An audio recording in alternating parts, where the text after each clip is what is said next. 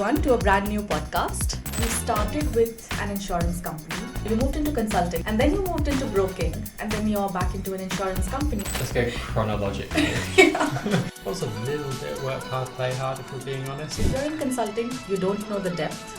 If you're in insurance, you don't know the breadth. Will we ever get a number that's absolutely justifiable?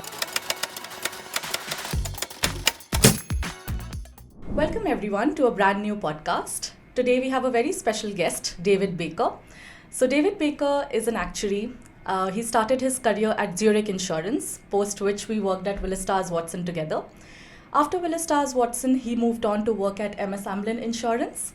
So welcome David Baker to our podcast, and thank you so much for doing this with us today. We're going to cover a lot about your professional career, how you came into actuarial science. We're going to unpack a lot of that. But before that, do you want to introduce yourself? Yes, hi, I think you did a fantastic introduction, Darshika, and I'm very privileged to be the fourth guest on your podcast. So I feel like I'm part of a very special group here. Yeah, like I said, fantastic introduction. I am an actuary by trade. I've been around in the industry for about coming on 10 years now. Wow. Variety of roles, consulting, in-house, bit of broking on the side, and also have an interesting type of background even before that in chemistry. So I'm sure maybe we'll touch a bit on that as we go through. Yeah, thank you so much again for making time for this. And I'm sure as listeners are listening to you talk about your experience, we can get a lot of insight into how different industries work. So before we get into that, let's talk a little bit about your choices in terms of how did you come up with actuarial science as a career? Did you always know you wanted to be an actuary? Did you even know about the term? Where do we start? So let's go chronologically, and then we'll come back to bits as needed. So when I was in school, maybe 16 years old, you have no idea what you're doing, and you do these like job tests, like what career would you do you think might be suitable based on what type of subjects you enjoy and all that kind of stuff. So I always enjoyed maths and sciences, and so I remember at the end of this quiz, it came up with statistician as number one, and number two actuary. How old were you when you took this test? It was about 16. And I didn't, at the time I was like, what's an actuary? And maths teacher says, oh yeah, that's not a bad idea. Okay, great. So stored away. That didn't actually manifest till probably a decade later, because actually I did chemistry at university. I then went on to do a PhD in chemistry. Wow. So that was I enjoyed that. I really loved it. I love chemistry as a subject. It had for me the right sort of blend of a bit of logic, numbers, a few words sprinkled in, and so I quite like that. It just made sense to me, to be quite honest. I was good at it, so why not do a degree and then crack on with a PhD afterwards, especially as I was paid to do my PhD, so it does might as well finish it. Yeah. But the thing about it is I didn't love it. I didn't love my PhD. I did it right. I had a reasonable time, but I didn't love what I did. And if I wanted to pursue that in any real future, I would have had to absolutely love it. People used to tell stories. They'd come back from a big night out, and then they'd go onto some journals and start reading them. And I was thinking, that is not me. I would like to stay at the night out. Go to bed, or order a pizza or something. It just wasn't me. So I just sort of knew that wasn't where the direction to travel. So you start looking around and thinking, what else can I do? And banking comes up, management consulting comes up, and all that kind of stuff. And then flash back to that 10 years ago, I was thinking, oh, actually, actuaries. Well, I could be an actuary, couldn't I? What do they do? And luckily, my father-in-law actually was an actuary as well, working on the pension side. So he was at WTW back in the day, before it was WTW, when it was Towers Watson and Watson Wyatt and I'm not even sure, Towers Perrin, as well before that. So that's where he had sort of come from, and so we spoke about it, and I'd seen the life that he was able to provide for his family and the sort of job satisfaction that he got, and I thought, yeah, you know what, this sounds like something I could do. I guess coming back to that, why I like chemistry, actuarial science is similar in the has a bit of logic, has a few numbers, a few words sprinkled in, and I thought actually this matches my skill set quite well. So then I decided to train to become an actuary. That's so interesting. I've never heard someone draw a parallel between chemistry and actuarial science that way. That's so interesting. What was, apart from chemistry, was actuarial science your first choice, or were there other careers that you were exploring as well? Yeah, I mentioned like banking and management consulting. Banking, I didn't really. I thought about it and then quickly dismissed it. Not something I'd want to go to. Pretty brutal in terms of hours, but that's not what I'm. It's great if you have all this money. What we can do with it, right? You have no time to spend it. And if you're burnt out, and there's lots of other considerations. Management consulting was quite interesting. I remember I was privileged to do my PhD at Oxford, and that opened a lot of doors into many other careers. And one of them was through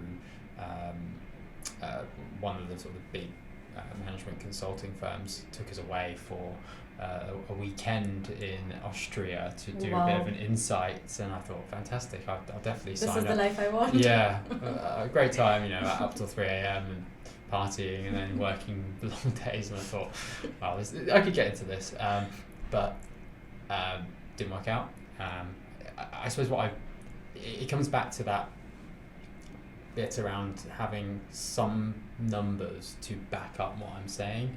I don't want to disparage management consultants, because that's exactly not what I'm trying to do at all. But for me, I felt like having a bit of more justification behind the numbers helped me feel comfortable in what I was suggesting to clients or suggesting to stakeholders within the business, and so it just felt like the right balance for me. Yeah, that sounds really interesting. When we talk to actuaries, it's so interesting. Some people have studied physics, some have studied there's so many different people who come from various backgrounds. And actuarial as an industry, you think it's only maths and stats, but it's like so many different fields coming together. So you said that you started training to become an actuary, and we all know how much time it takes to become an actuary, because there are so many papers that you need to write. For the benefit of those who are listening and don't know what actuarial science, what the journey is like, would you like to shed some light on what the journey is like, what levels are there, and how many papers you need to write? You need to work on it along with your job. Just shed some light on that. Yeah, of course. It's taken me back a few years. So I qualified in 18 now, so like 6 years ago. So the exams have changed a little bit since then, but when I was doing them, you had the CTs, which I think are now CS, CM, and CB. So there are 8 written exams and 1 course. You had CA1, CA2, CA3, which I think are broadly CP1, CP2, and CP3 these days. So that's what we're up to. 10 written, 9 written, 1 course, 2 sort of, one's a presentations course and one's modelling. And then you have the specialists, so ST7, ST8 and SA3, which I think are now SP7, SP8 and SA3. That was the order I did them. So I'm a general insurance actuary, and I took the reserving and pricing modules. In terms of what does that look like in terms of a path or a journey, you normally get about a study day a week in your role, and that's not quite enough to ingest all the materials. Yeah. There's a lot of additional study time, let's be quite honest. It goes in peaks and troughs. It doesn't necessarily just happen steady state all the way through, but there is quite a lot of time needed to invest in study outside of the study days. It took me about 3.5 years to get through, so not the fastest, but not the slowest, I guess. 3.5 years is incredible, David. People take 6. I took 6 years. There are some people who've got through really, really quickly, and I think what's one thing to bear in mind is when I started, I was 26. So I'd spent, 4-year degree, 4-year PhD. So for me, I put an immense amount of pressure. It's probably one of the things I'm most happy with in my career so far, simply because I didn't have time to wait around. I had to get done. I wanted to get done before I was 30. You put those timelines for yourself. Yeah. Exactly. Exactly that. Yeah, and I think the rewarding thing, or maybe a good thing and a bad thing at the same time, is that there is no particular end. Like, how in a college situation, you have to do this in 4 years. When you're doing your PhD, you have to do this in certain amount of years. For this, you have no timeline. It's what you set for yourself. Yes. So it's really the pace you want to pursue. So I think for me, I knew that I want to do it in an okay pace, and I set that timeline for myself that by the time I'm 25, I want to be an actuary, and that's what I worked towards. So that's a good thing, because you do it at your own pace, but it's a bad thing as well, because then you're like, you can slack off a little bit, right? The one challenge I'd have to that is, as you become more senior in your role, you end up picking up more work. Exactly. It's easier to do the exams in the first 2 or 3 years of your career, because you're not a linchpin, hopefully not a linchpin, in anything that your company, consultancy or whoever is needing. When you get to 4, 5, 6 years, you probably are. And so taking study days and exam timelines sort of sometimes can be a compromise alongside deliverable. Yeah, I can understand. And then it's like how you prioritize and manage your time. So going deeper into that a little bit, have you ever failed a paper? No. Never? No. That's amazing. That must be so empowering as well if you've never failed a paper, because I know when you do fail, you've put in the work and you feel so disheartened. I probably put way too much pressure on myself, and as a result, I felt I probably had an immense amount of stress when results were coming out. Less so about the papers, because you don't find out, right? You just go in and do it. I think failing in a weird way would have maybe helped just to remove that. Once you've done it, that's fine. It's happened now. Whereas trying to go through it 100% clearing rate. It's but it is what it is. Yeah. Did you find a particular study strategy helped you? Like, for example, you said that you would put yourself under immense pressure, and I think that works for me when I'm working. Like, I think you've worked with me, so you would remember this, but I like taking a lot of things on my plate because I feel I just function better. So was that your strategy as well, or was it more, we'll see how it goes? The pressure was more on desire to pass rather than the way I would approach the exam. So my approach to the exams was actually reasonably steady. Right. So I used to have a reasonable commute into London pre-COVID. I would use that commute to read notes and do questions in my head. So I actually started absorbing material slowly. Nice. There's only so much you can do on a train, right? But that is how I went about it, and then I used my study days and evenings and weekends to sort of hone the questions and the skills. Loads of past papers as well. Just past papers, tons of past papers. All the way up, like 6-7 weeks before past papers, just hammering them out one after the other. I think past papers are such a wonderful way to practice. I always say that as well. Like, past papers are the only reason that I've passed the papers that I've passed. You could probably pass a number of the exams solely on past papers alone. And the other tip I used to always give, I used to be the study coordinator in one of my roles. The tip I'd always give is be brutally honest when you're doing a past paper as well. Do it under exam conditions. Mark it slightly harshly, because I'd rather you fail an exam 4 weeks before the exam than fail the exam on the day. That's hard. It takes discipline. And it's not nice sometimes, but that's probably the biggest tip I'd give on the exams. Let's go into your professional career a little bit. Okay. So the most interesting thing about your career, and I find it really inspiring as well, is that you started with an insurance company. Yeah. You moved into consulting, and then you moved into broking, and then you're back into an insurance company, and we don't know what your next move will be, but you're one of the few people in the industry who have seen various sides to the same equation. Whereas I've seen mostly, the people that I've spoken to, either you've worked in an insurance company and you kind of stay in that zone, or the other way around. but you've moved around and you've enjoyed these roles. So that is really interesting. Was that a conscious choice that you wanted to see various sides of the coin, or was it just it happened, you found interesting roles?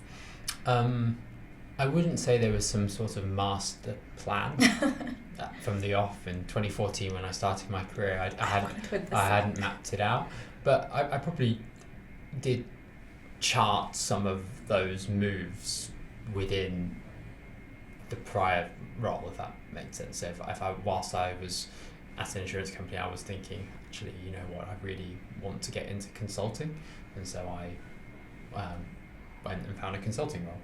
And then when I was in consulting, what I was really looking for when I was in consulting was pricing. And so I went and found a pricing role that was in a broker.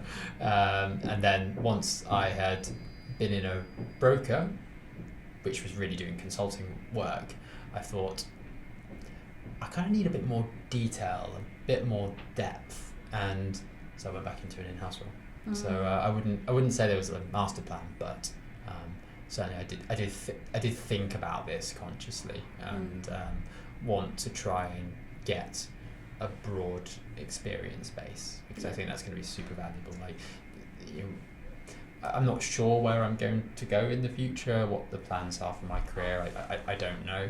I guess in a way I'm privileged to be within the actuarial space, where it is a good employment route, and sometimes you can fall into things a little bit. So I don't know where I'm gonna end up, but what I do know is having multiple different strands of experience to draw upon is never going to hurt. Yeah, absolutely. And I think it's so valuable, because if you are in the same field or in the same company, so to speak, you get a lot of in-depth knowledge, but you never get that breadth. And with your experience, you get so much breadth, and that is something I really enjoy. Like, I've always been in consulting and I thoroughly enjoy it. But that is a very good point, that you see so many perspectives and so many different people. You meet so many different people as well as a process. So that is quite valuable. And even so, I think more so in the future, like at the director and the partner level, when you're a partner and you have so many people that you are in touch with, so many industries that you understand deeply, surely that is going to be very, very valuable for you. Yeah. So the general industry myth is that if you're in consulting, you don't know the depth. If you're in insurance, you don't know the breadth. Having done both, what are your thoughts on that, the depth versus breadth conversation? I don't think it's a complete fallacy. Okay. I would say, if I reflect back on my career, the starting of my career, I worked in the reserving team, and I spent a lot of time in that role really understanding the intricacies of reserving. Right. When I moved to KPMG, I think I benefited from having that real in-depth understanding of how reserving works, those interactions with the business that you wouldn't necessarily get when you're just starting out on an audit or an SAO and you're told, right, you've got a week, review and reserve 30 classes. There's no way you're going into that. You don't even know what you're looking at. You're just fitting chain ladders blindly to these things without any real understanding of what's happened in the business. I think consulting does give you quite a lot of breadth, though, because when you're doing that SAO for one client, you're also doing the SAO for another client and another client, and then you're doing an audit at the same time, and that allows you to see best practices, correct, and understand themes and trends that others are seeing too, and you don't get that when you're in a company situation. So I don't think it's a fallacy, and I'm probably talking myself into thinking actually you do get quite a lot of breadth in a consultancy and maybe more depth in an in-house role. But I now work in risk management, and that is that's a slight contradiction to that point, because in risk management, the thing I really enjoy about it is the fact that I have sight of lots and lots of different areas. I oversee a lot of insurance risk areas, so I get to see the pricing, I get to see the reserving, I get to see the exposure management, I see the portfolio management, I even see a bit of the capital modelling, I see the outwards repurchasing. Interesting. And because of that role, I'm able to make connections between those areas that perhaps I wouldn't be able to make if I only worked in one of those areas. And in that regard, it is a bit like a consulting role because you are able to see bird's eye into everything. Exactly. But the one difference is it's all towards meeting the objective of performance and profitability. So it's all linked to that singular goal. Yeah. Whereas the breadth in consulting is for many different organisations and entities. Yeah. So perhaps you're not aligning yourself with their goals as much as Correct. you would be if you were in-house.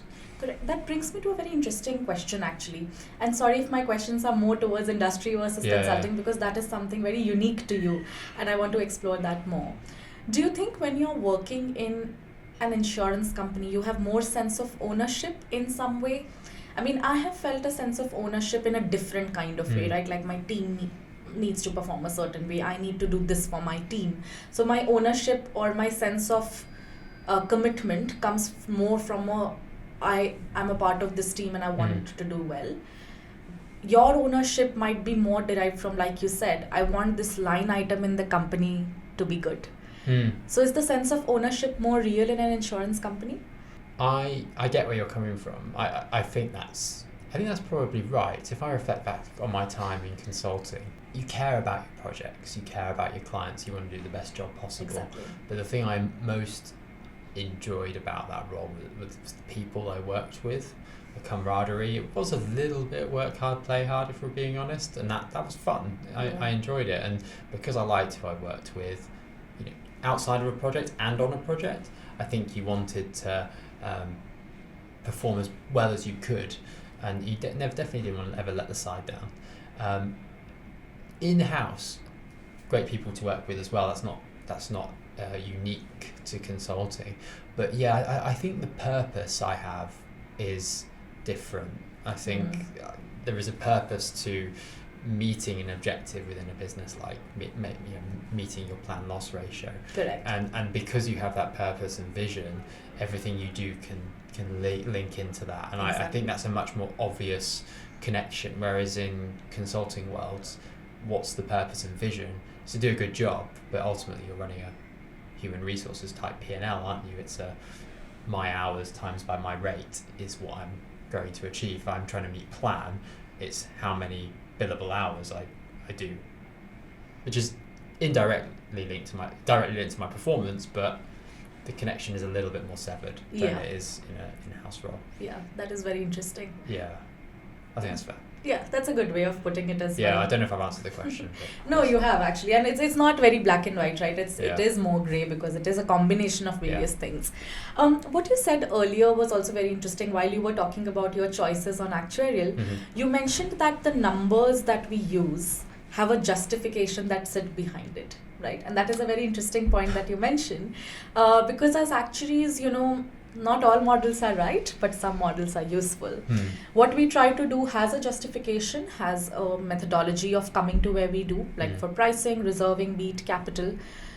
But many a times, we have the actual versus expected, because the actual will never be close to the expected. Of course, there's a justification behind the numbers.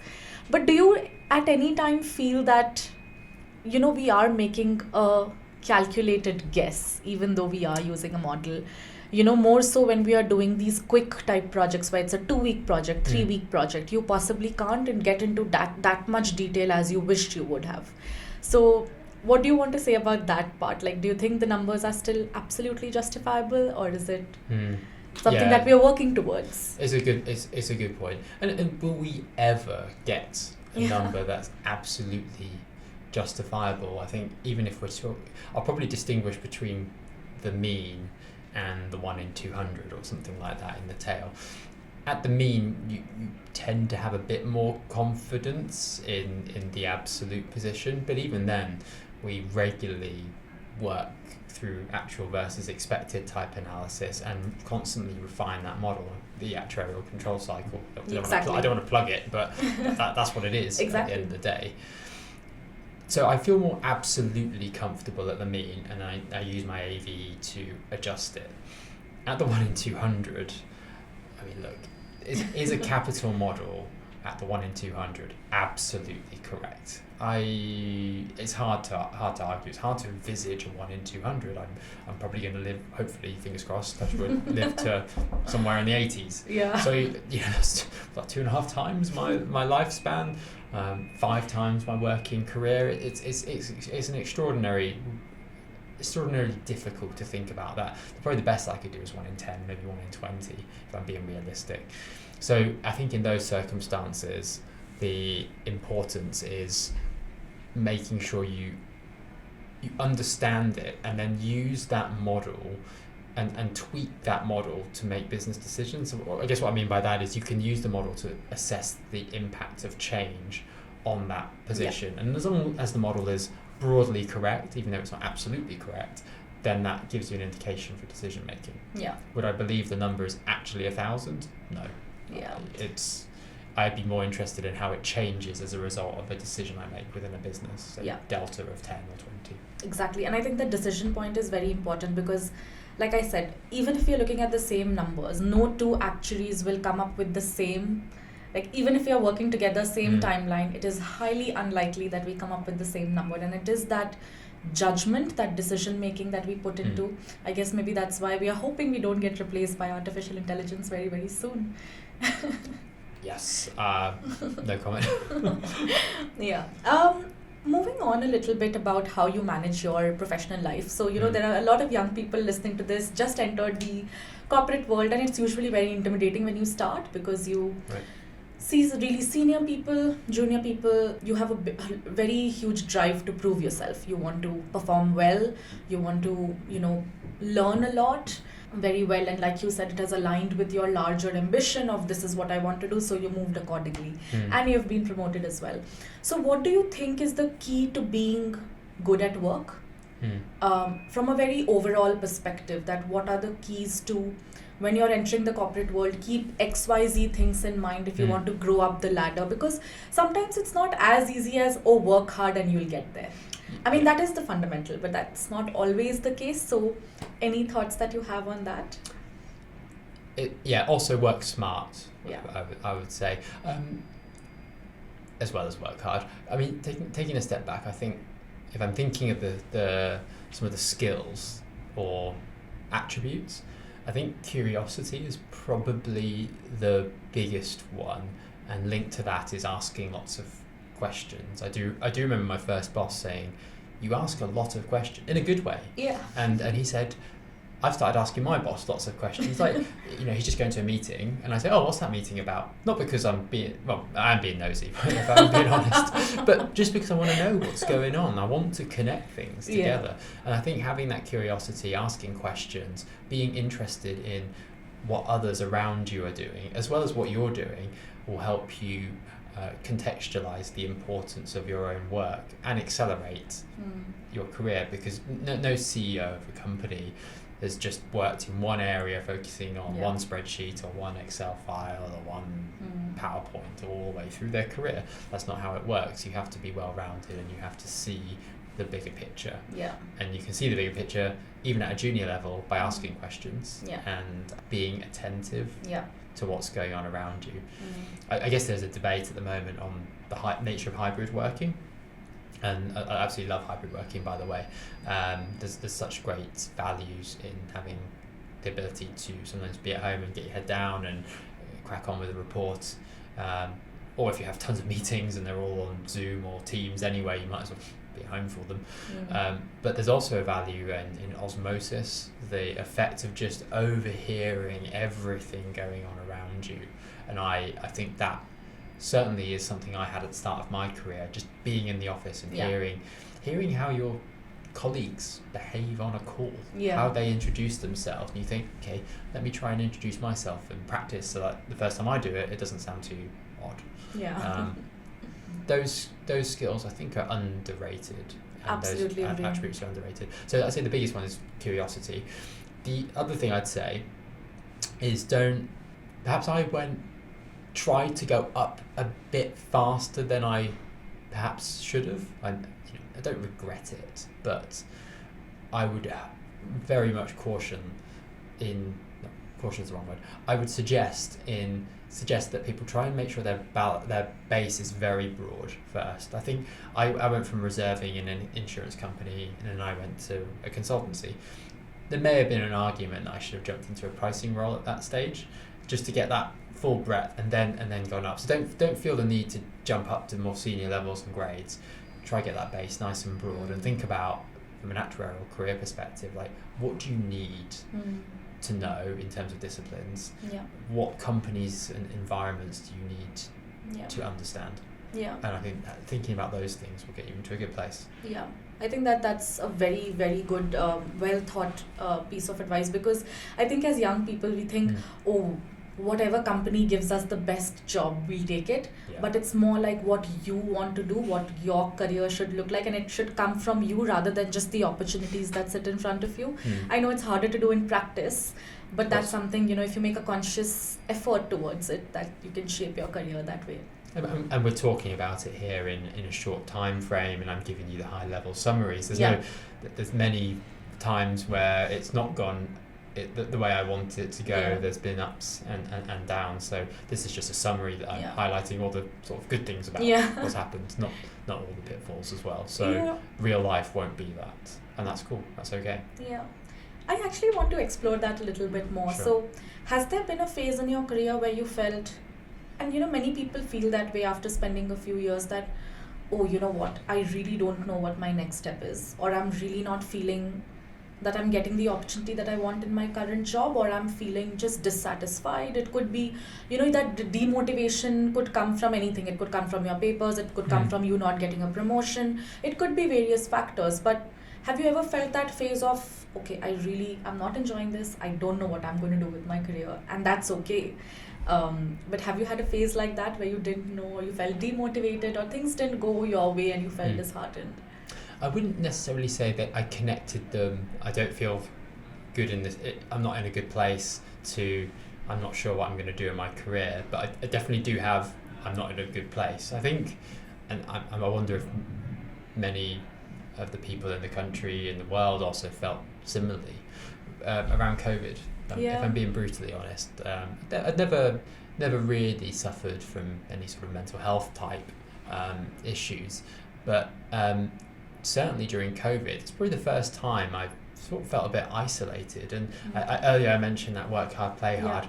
Work hard, play hard is really fun when you play hard as well. When you don't play hard and you're forced to sit in a room, in your living room, all day, all night, and very little other social interactions, that can actually, for me, it was detrimental. I probably didn't realise it till after the event, but that probably was a particularly low point in my career, and it made me realise how much I enjoy interacting with people. And if anything, it then enlightened me to that I have to have a role where I can interact as part of my role. Not just interact because I have friends in the office and then I have to go back to a spreadsheet and put my head down, because it's part of my role. And so what I'm doing now I absolutely love, because my role is mainly about talking to people, which is great.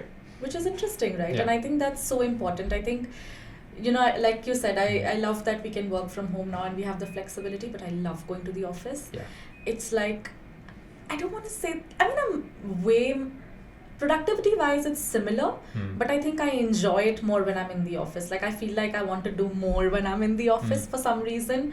And also, like, taking a meeting in a room versus doing it on Zoom, it's poles apart. Like, taking the meeting in one room and sharing ideas, whiteboarding has, it's so valuable. I'd also say that there's different elements to productivity, and certain elements of productivity are better done when you've got a bit of peace and quiet, and certain elements of productivity are better done when you're in an office with people. There's been numerous times where I've had to want to draw something because it's so easy to draw. It's hard to draw on a computer. And then really you use your OneNote somehow. You get paint out. I've got paint out before and be like, right, here's a triangle. And you're thinking, oh my god, this is awful. What's it? And then someone's thinking, looking at me, thinking, what an idiot. And and it's crazy. And then you try to draw it and you hold it up and you realise you got your blur on and it's like they can't see it. So there's lots of pitfalls here. That hybrid working hasn't necessarily solved the ability for me to draw and show someone something or point to something really easily. And I'm sure it will eventually improve, but it hasn't quite got there yet. Yeah, no, definitely. We're coming towards the end. We've gone on for quite a long time, and we've covered, I think, a lot of different areas. But before we end, I just want to talk about how you maintain your work-life balance. You mentioned mental health very briefly when we were talking about COVID, but even generally, I think even with the new normal, it can sometimes get very hard when you're in busy periods and when you're just in the office, you're going home, you're in the office, and you really don't have time to take that downtime.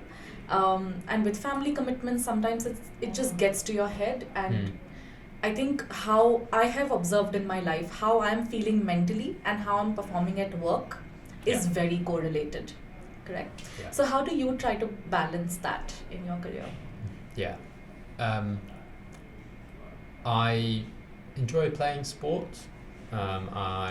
David Stebbing said the same thing, by the way. He's a lot into sports as well. Yeah, I play a bit of football. I used to play a lot more. A bit older now, so I've stopped, but I still do.